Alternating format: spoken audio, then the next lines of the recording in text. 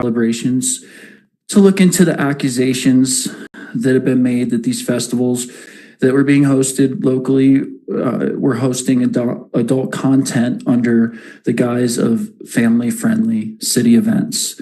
So what I have found over the past 3 years looking into this at Pride is very concerning, in your town in particular.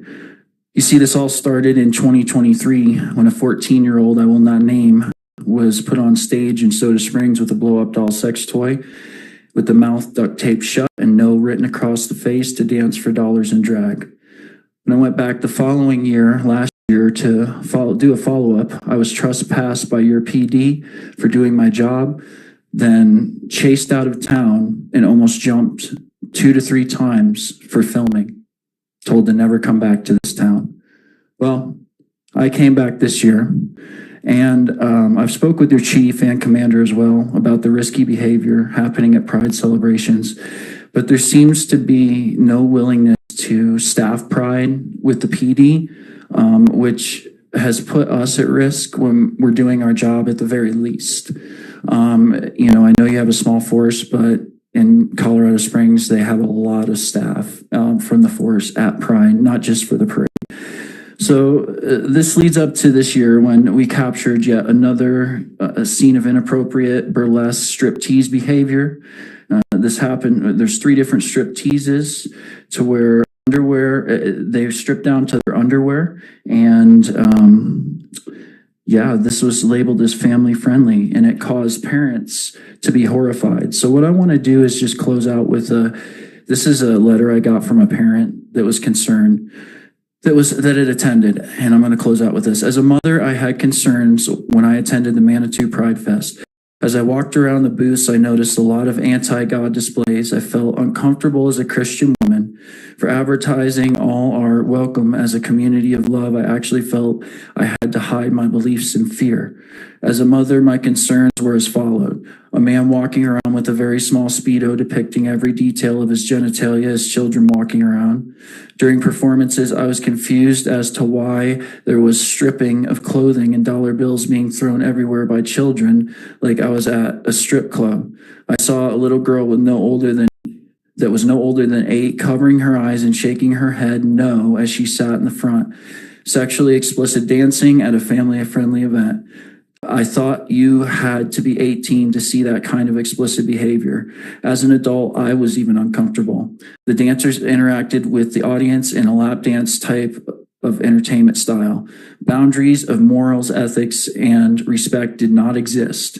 I am for accepting others' free will to choose their lifestyle, but I do not want to be forced to accept what they should be doing behind closed doors. Young girls scantily dressed as older men looked on is dangerous breeding ground. I saw a drag mom bring their drag child as a year-old performer, and the dance involved the drag child rubbing all over their own self. This was extremely uncomfortable, not knowing if this was a minor.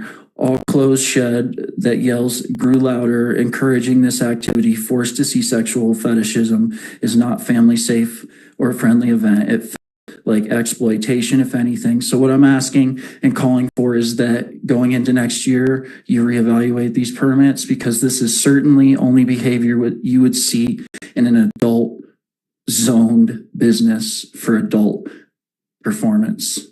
And this is not a family friendly event. Thank you. Thank you.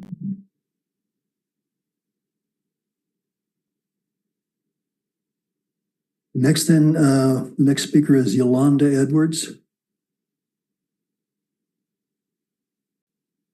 And again, if you could observe the 3-minute limit, that would be good.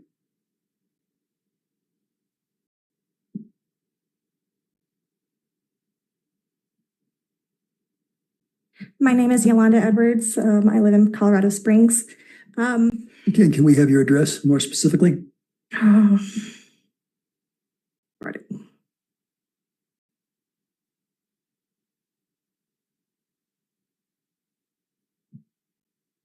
2020 North Academy Boulevard. Sorry. So like with Jordan, me and him, we have been attending these Pride events for the last couple of years. Last year was a bit bizarre, I will say. I was harassed, stalked, attacked at Pride Manitou last year. And then when I did defend myself, it was the police asking me to leave.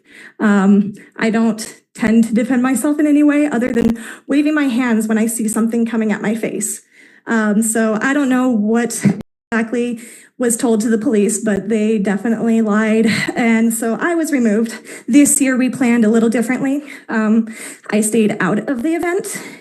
And I was still followed, stalked, harassed, and I had to get the police. Even though I didn't even go into the event, I stayed outside of the event, and these people were still following me around.